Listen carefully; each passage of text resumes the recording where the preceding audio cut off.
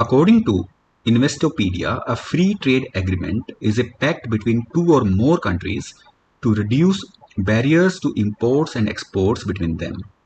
Under a free trade policy, goods and services can be bought and sold across international borders with little or no government tariffs, quotas, subsidies, or prohibitions that hinder their exchange. The concept of free trade is the opposite of a closed economy and trade protectionism. A government need not implement any specific policy to implement free trade. It needs to follow a laissez-faire approach to economy. Laissez-faire, that is a French term for allowed to do, is a policy of minimum governmental interference in the economic affairs of individuals and society. Free trade policy is a formal and mutual agreement between nations. A free trade pact between two countries does not necessarily mean eliminating all the policies of control, that is tariffs, taxes, duties, quota, over their imports and exports, but it only means rationalizing these controls so that they do not hurt consumers and business in their respective countries. It needs to be understood that even with a free trade pact, countries do impose some measures to control imports and exports. Free trade allows businesses in each country to focus on the commodities which they specialize in or commodities that they can produce at a relatively lower price by efficiently utilizing the resources available. The mix of both domestic production and foreign trade allows economies to satisfy their consumers as well as grow faster. India is a fairly open economy with overall trade including exports and imports as a percentage of gross domestic product GDP around 40%, or half of the international trade happens through regional trade agreements. According to data of Ministry of Commerce and Industry, as of April 2022, India has signed 13 FTAs with its trading partners such as Sri Lanka, South Asian Free Trade Area countries, that is SAFTA, Nepal, Bhutan, Thailand Early Harvest Scheme, that is EHS, Singapore Comprehensive Economic Cooperation Agreement, that is CECA, the ASEAN South Korea Comprehensive Economic Partnership Agreement, that is CEPA, Japan, Malaysia, Mauritius Comprehensive Economic Cooperation and Partnership Agreement, that is CECPA, UAE and Australia Economic Cooperation and Trade Agreement, that is ECTA. In addition to these FTAs, India has signed 6 limited coverage preferential trade agreements. The economic impact assessment of FTAs reveals that there has been growth in both exports and imports with FTA partners. Now, benefits of FTAs. Number 1, elimination of trade barriers. FTAs facilitate free trade, eliminate trade barriers, and give easier access to markets and encourage the cross-border movement of products and services. Number 2, increased integration and technology sharing. With increased trade between countries entering into trade pact, there is a better integration of markets. This can also facilitate transfer of skills and technology. Number 3, increased competition. The import and export of commodities in a country could create competitiveness among the local industries. This could make them more productive and efficient. FTAs could also decrease the dependence of local industries on the government for support and protection of foreign competition. Fourth, competitive prices. The absence of free trade, domestic industries enjoy monopoly in the domestic market and could charge high prices for their products.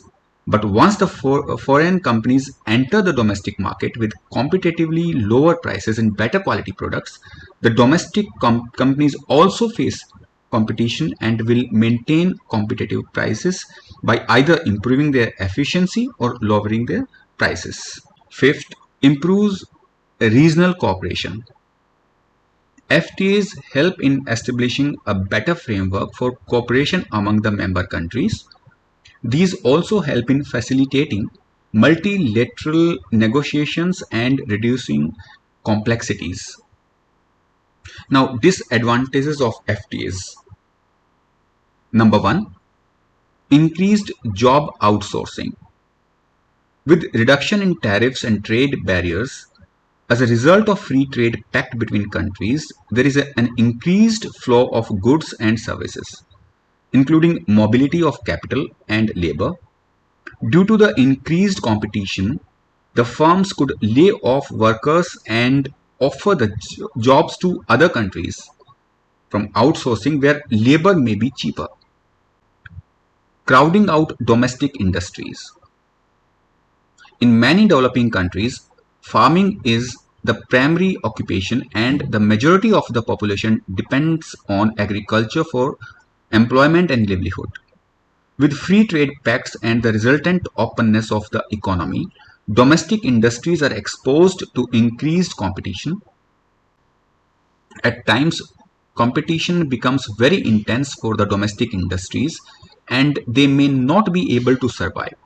As a result, some or many of the domestic industries are forced to shut down.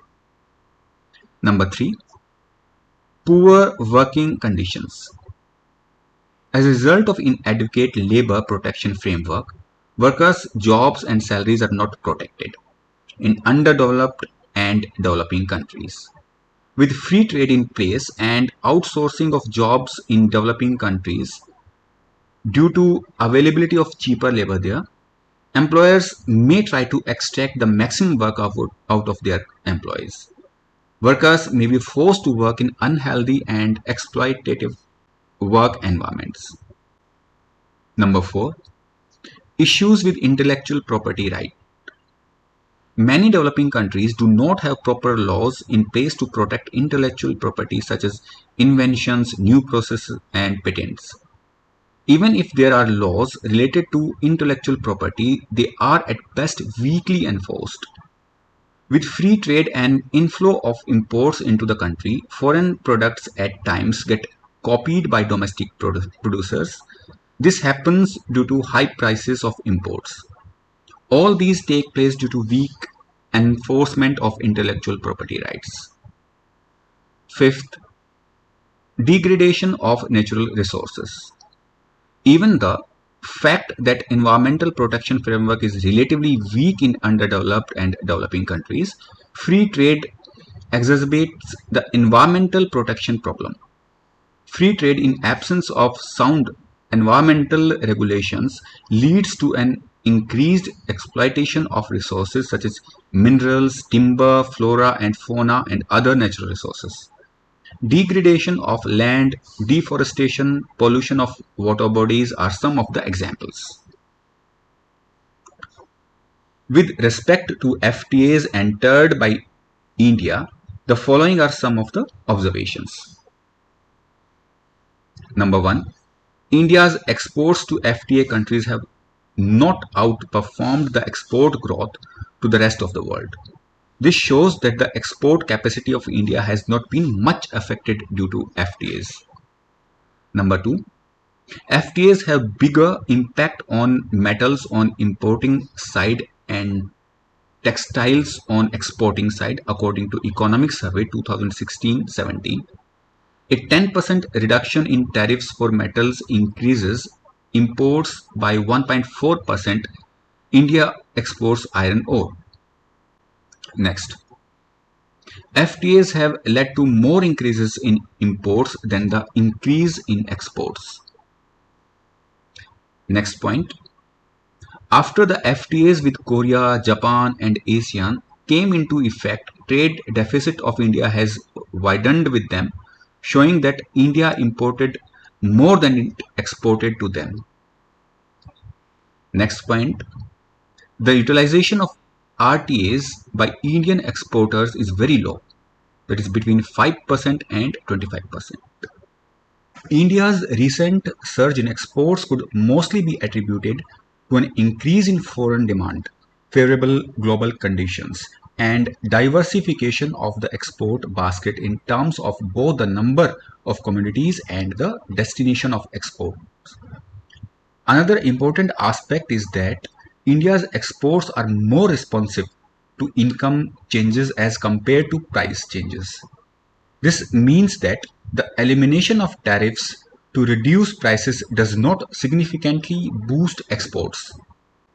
FTAs have both advantages and costs, but it is important for the country taking part in the negotiations to review and refer to its existing FTAs such that it can evaluate the benefits and the drawbacks of the agreements it entered into and the resultant patterns of trade that followed.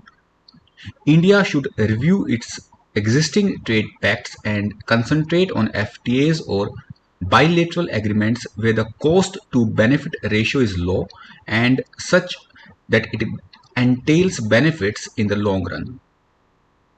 Another important thing to be kept in mind while negotiating agreements is that they should have mutually reciprocal terms and focus on products and services which have maximum report potential.